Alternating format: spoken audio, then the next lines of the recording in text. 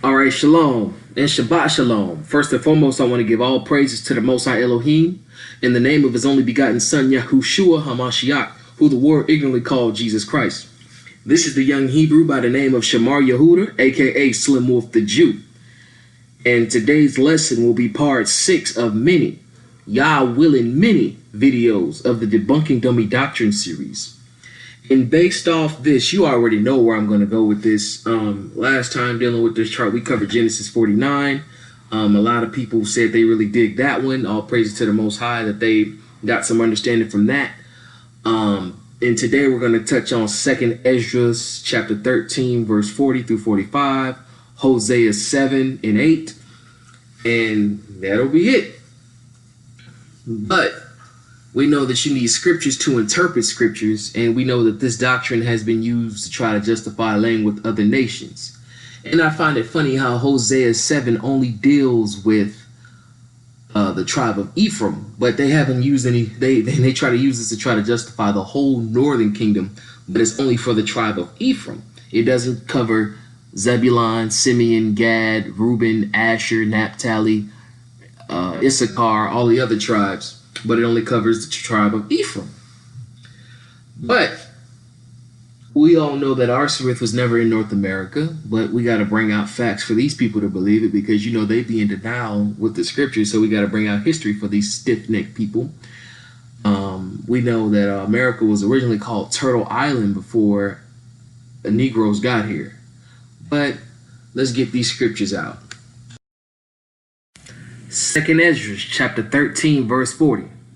Those are the 10 tribes which were carried away prisoners out of their own land in the time of Hosea the king, whom Salmanassar the king of Assyria led away captive, and he carried them over the waters, so they came into another land. So we know that this is speaking on a specific time period. This is like what, 600, 500 BC. So we already know based off the last lesson that I did dealing with Genesis 49 that there were already people here dwelling in America. Here in America. And we already know they were here, you know, I believe possibly before 2nd Esdras took place. There were already people on this side of the world according to Genesis 11. So what is this really referring to? Let's go to the book of 2 Kings, chapter 17, verse 3 through 6. The book of 2 Kings, chapter 17, verse 3 through 6. Against him came up Shalmaneser, king of Assyria, and Hosea became his servant, and gave him presents. And the king of Assyria found conspiracy in Hosea, for he had sent messengers to So, king of Egypt, and brought no present to the king of Assyria, as he had done year by year. Therefore the king of Assyria shut him up and bound him in prison. Then the king of Assyria came throughout all the land and went up to Samaria and besieged it 3 years. And in the 9th year of Hosea, the king of Assyria took Samaria and carried away Israel, and carried Israel away into Assyria, and placed them in Halah and in Habor by the river of Gozan, and in the cities of the Medes. So as you can see, this has nothing to do with taking us to America.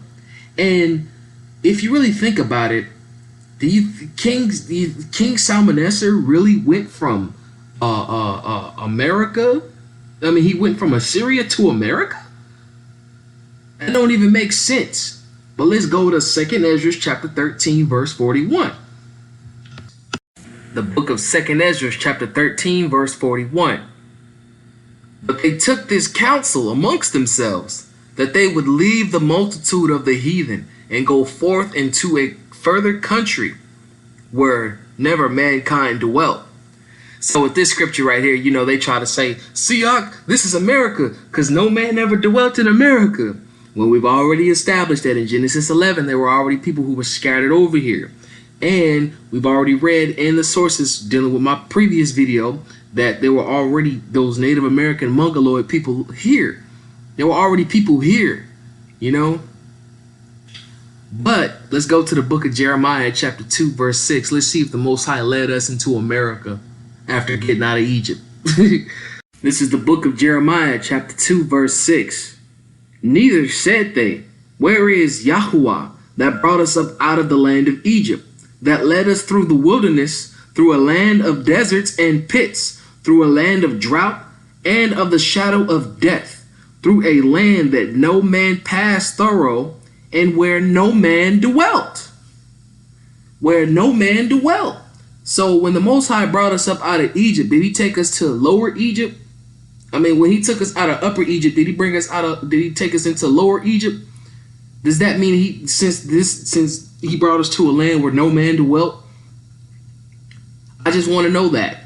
People who follow that chart, I just want to know that. Let's continue with 2nd Esdras. We're going to go from verse 42 to verse 45. Here we go.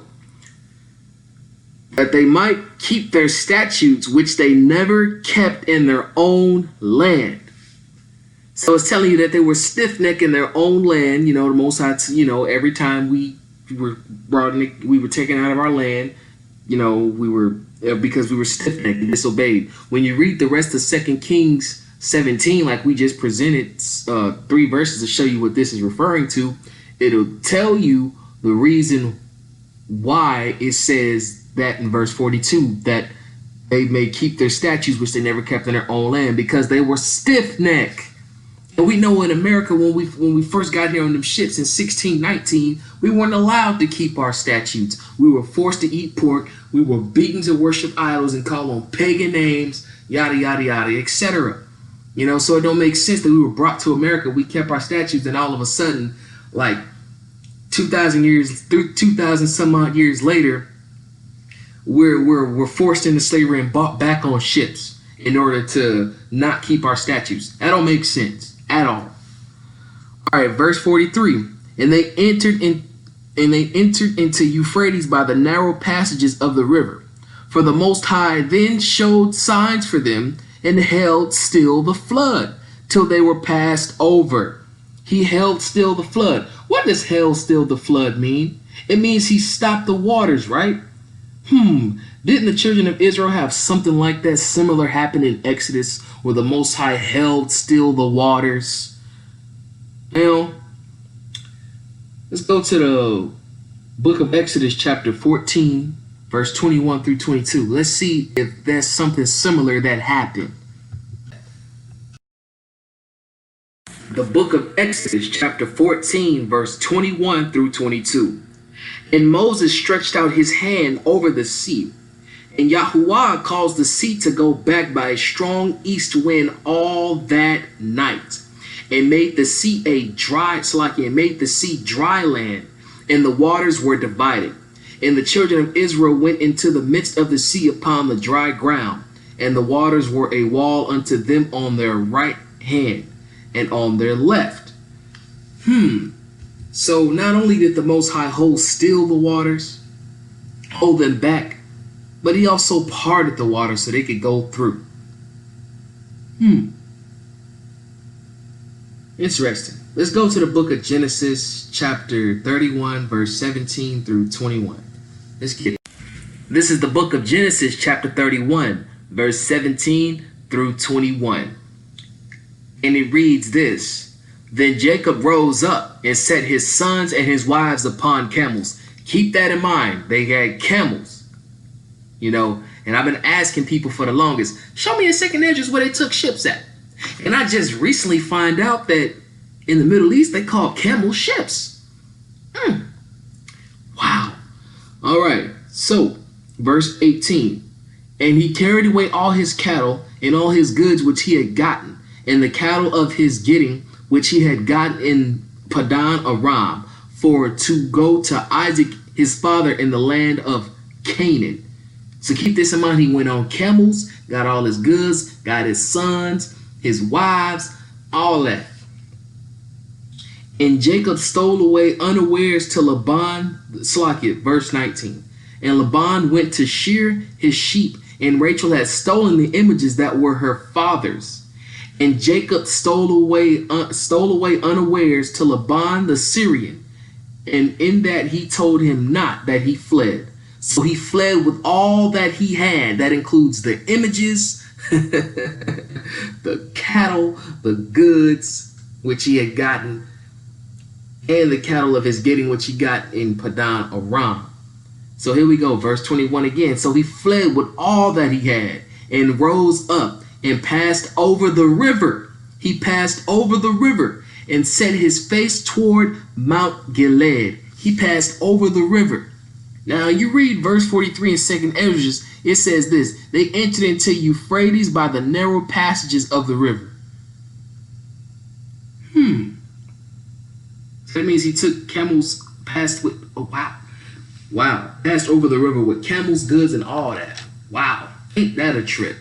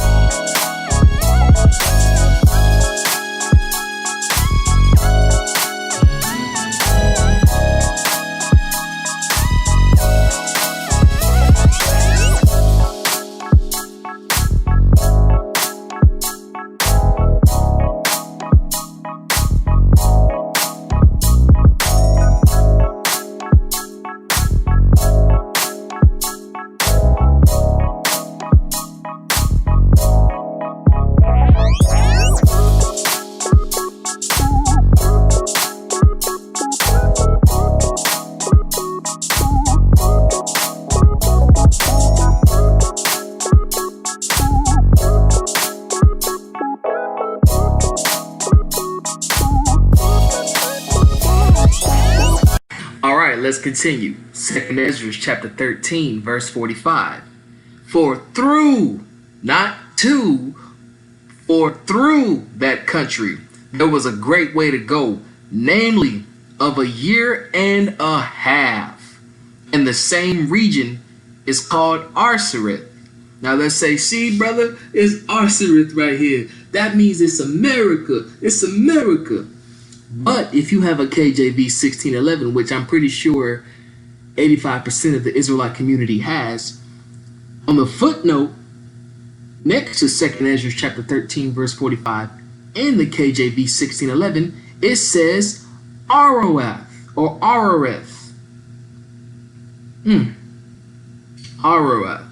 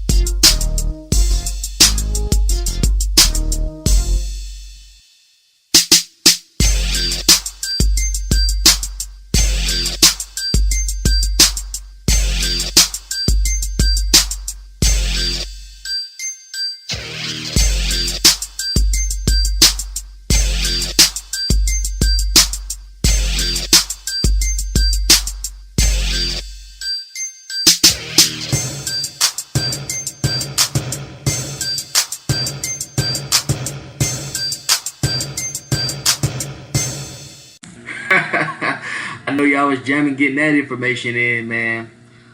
But to get another witness, we're gonna go to the book of Josephus, book 11, chapter 5, in section 2. And I want you to keep this in mind. Josephus was born after Yahushua gave up the ghost and left the planet. Once again, book of Josephus, book 11, Jewish Antiquities, chapter 5, in section 2. When Ezra had received this epistle or letter, he was very joyful and began to worship Elohim, and confessed that Elohim had been the cause of the king's great favor to him, and that for the same reason he gave all the thanks to Elohim. So he read the epistle at Babylon to those Jews that were there, but he kept the epistle itself and sent a copy of it to all of those, to all those of his own nation that were in Media. And when these Jews had understood what piety the king had towards Elohim and what kindness he had for Ezra, they were all greatly pleased. Further, many of them took their effects with them and came to Babylon as very desirous of going down to Jerusalem. But then the entire body of Israel remained in that country. What? So there are but two tribes in Asia, and and Europe, subject to the Romans, while the 10 tribes are beyond the Euphrates until now. Until now. To this day. To this day.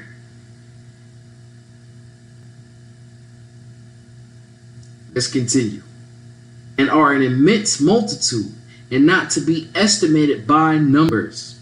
Now there came a great number of priests and Levites and porters and sacred singers and sacred servants to Ezra. So he gathered those that were in the captivity together beyond the Euphrates. Now let's stop. That's a clear cut for you non-messianics out there that say there can't be a priest from another tribe other than Levi, when there was a clear distinction between priests and Levites. Boom. Let's continue. So he gathered those that were in the captivity together beyond the Euphrates, and stayed there 3 days, and ordained a fast for them, that they might make their prayers to Elohim for their preservation, that they might suffer no misfortune by the way, either from their enemies or from any other accident. For Ezra had said beforehand that he had took the king, that he had told the king how Elohim would preserve them. So he had not thought fit to request that he would send horsemen to conduct them.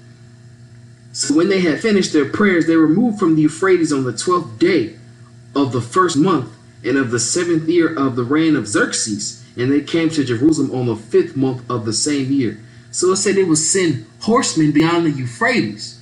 Now we just saw earlier in the video that there were camels and donkeys going in the Euphrates. No ships though. Ezra didn't have to send ships. He sent horsemen. Interesting. Now let's look at this map. Let's look at these maps. Let's go on Google Maps, matter of fact. Get a little petty. Let's go on Google Maps. Now, I also want y'all to keep in mind there were many places called Arsareth. You know, if you check out the geography of Claudius Ptolemy, which I'm gonna bring out one day on my YouTube channel, it'll show you there were many places in Africa called Arsareth as well. But we're gonna show you the one beyond the Euphrates, dealing with the Euphrates. Now, you see how Syria is, or our land and Syria is away from Turkey. Now you see Egypt below Israel. It took us 40 years to get from you see how close that is? From Egypt to Israel. How slow we are. Man. So can you imagine how far it would have been either from Syria or Jerusalem, how long it would have took us to go through Libya. I think that's Tunisia. You got Algeria, Morocco, the rest of West Africa, Nigeria, Niger, all of that. Crossing the Atlantic Ocean, then you might cross a little bit of Portugal and Spain, but crossing the North Atlantic Ocean just to get to Puerto Rico or Cuba or even the real United States or the Gulf of Mexico. Can you imagine? Or even getting to Venezuela over there in South America or Colombia. Imagine how far or how long that would have took us. It took us 1.5 years to go from Syria to beyond the Euphrates, man. It took us 40 years to get from Egypt to Israel, man. So can you imagine us going, and we already established there was no ships in Second Esdras. Can you imagine us going through the North Atlantic Ocean? We would have to swim our behinds off. You know what I'm saying? Crossing the North Atlantic Ocean just to get to possibly Florida. Period. Just Florida. And since we want to go back, since y'all want to keep in Second Esdras, it tells you that the Most High held still the waters. You know, so Noah had a boat. Why do you think he had to build a boat? Because the Most High instructed him to, but also because the waters kept flowing. You know what I'm saying? So even if the water was held still, you wouldn't want to be in a boat because you wouldn't be able to go anywhere, man. You wouldn't be able to go anywhere. So that kills all that crap right there. You know? And another scripture they like to use is Hosea 7 and 8. Let's go to that right quick. This is the book of Hosea, chapter 7, verse 8. Ephraim, he hath mixed himself among the people. Ephraim is a cake not turned. Now, I've seen videos from various camps, IUIC, ISUPK, etc., saying, y'all a cake not turned. Y'all a cake not turned. Saying that on one side, there's like certain various colors, Puerto Ricans, and then on the other side, you got the light-skinned Puerto Rican. I'm just like, that don't even make sense, yo. But give me a precept for Hosea 7:8 to show that it means skin color, you know, and they've never been able to show you, you know what I mean? And they'll say that's dealing with the northern kingdom, all of the northern kingdom, but that's really just dealing with the tribe of Ephraim, you know, and it's not dealing with skin color, you know. Matter of fact, let's get some continuous verses in the previous chapters before. This is the book of Hosea, chapter 4, verse 17 through 18. Ephraim is joined to idols, let him alone. Their drink is sour, they have committed whoredom continually. Her rulers with shame do love, give ye. So it says Ephraim is joined to idols. We know idols consist of, other gods that the Most High said don't have before him, right? You know, Buddha, Zeus, and not Yahusha, but Jesus, you know, the name inserted into the New Testament to try to keep us away from the Hebrew from calling on Yahusha's real name. Idols like that, Buddha, Krishna, 6-point star, you know, all those kind of idols, and all the idols that they were of the nations round about. Here we go. Their drink is sour. They have committed whoredom continually. They'll say, see, they've committed whoredom, meaning they'll do this and they'll do that. But according to the book of Deuteronomy 7, it tells us that we shouldn't go whoring after the idols of certain Hamite nations, right? We would go whoring after their idols. That's what the Most High meant. He didn't mean actually laying with them. But later on, we're gonna ask you guys who believe in that chart questions based off your flawed logic. And let's see how bad you contradict yourselves. This is the book of Hosea, chapter 6, verse 4. O Ephraim, what shall I do unto thee? O Judah, what shall I do unto thee? For your goodness is as a morning cloud. It stayed for a little bit. Let's continue. And as the early dew, it goeth away. We know morning dew only stays on the grass for a little bit. So they only had a little bit of goodness in them and it went away. Has nothing to do with skin color. Verse 7 through 8, let's get it. But they like men have transgressed the covenant. There have they dealt treacherously against me. Gilead is a city of them that work iniquity and is polluted with blood. Polluted with blood. Iniquity. Iniquity doesn't just go into mixing with people. It goes into idol worship, pork eating, sacrificing to other gods, all of that. It doesn't have anything to do with skin color though. This is the book of Hosea, chapter 7, verse 11. Ephraim is also like a silly dove. So like Ephraim also is like a silly dove without heart. They call to Egypt, they go to Assyria. So even if he did mix himself among the nations, look at who he mixed with. Look at these two nations that he went to go mix himself amongst. If that's also talking about him mixing amongst people, you know. Egypt, we already know Egyptians, Hamites were black, and the Assyrians were black. Okay, they come from Shem. All the sons of Shem are black. Okay, when you look at the Assyrian reliefs, they look just like Negroes. You couldn't tell us or the Assyrians apart from each other. Likewise with the Egyptians, man. To go back to Hosea 6:4, it has nothing. It also has to do with their double-mindedness. You know, they're confused. They don't know whether they want to worship Yah or they want to worship Satan and Baal and the idols. They don't know whether they don't know. They jumping back and forth. So of course, on one side you hot and the other side you cold. Therefore, the Most High spits you out. You know, just like it says in the Book of Revelation. Makes sense, right? This is the book of Hosea, chapter 8, verse 8 through 14. Israel is swallowed up. Now shall they be among the Gentiles as a vessel wherein is no pleasure. For they have gone up to Assyria, a wild ass alone by himself. Ephraim hath hired lovers. Yea, though they have hired among the nations, now I will gather them, and they shall sorrow a little for the burden of the king of princes, because Ephraim hath made many altars to sin. Altars shall be unto him to sin. Altars. Let's see what they mean by altars, because we know what altars is, but for the semantic plain people, let's show them.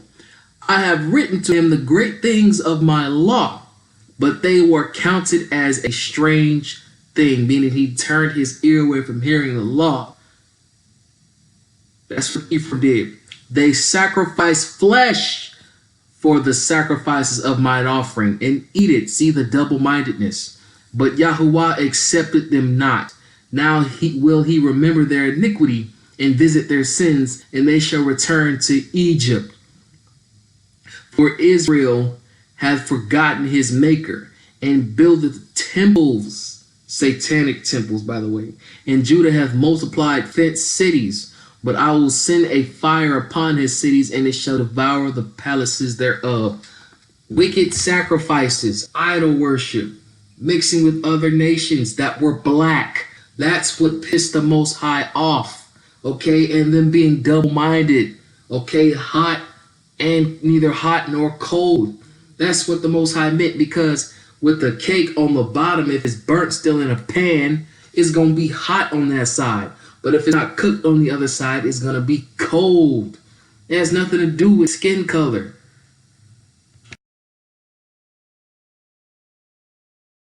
This is the book of Hosea, chapter 9, verse 1 through 4. Rejoice not, O Yasharal, for joy as other people, for thou hast gone a whoring from thy Elohim. Thou hast loved a reward upon every corn floor. The floor and wine press shall not feed them. The new wine shall fail in her. They shall not dwell in Yahuwah's hand. But Ephraim shall return to Egypt, and they shall eat unclean things in Assyria. See, like I said before, eating unclean things. Pork, shellfish, etc., etc., eating unclean things. Also a spiritual thing, you know, taking in wicked information, false information. They shall not offer wine offerings to Yahuwah, neither shall they be pleasing unto him. Their sacrifices shall be unto them as bread of mourners. All that eat thereof shall be polluted. For their bread, for their soul shall not come into the house of Yahuwah. Double-mindedness, idol worship, mixing your culture. See, they're trying to sacrifice to Yah, but them doing wickedness, the Most High is not having it. He's not having it. Therefore, since they were neither hot nor cold, like I said before with Revelation, the Most High has spit them out and sent them into captivity. Now it's time to ask you guys questions based off your flawed logic. This is the book of Ezra, chapter 9, verse 1 through 2. Now, when these things were done, the princes came to me, saying, the people of Israel and the priests and the Levites have not separated themselves from the people of the lands, doing according to their abominations. Even the Canaanites, wait, let's pause. Doing according to their abominations, which doesn't just mean mixing, means everything.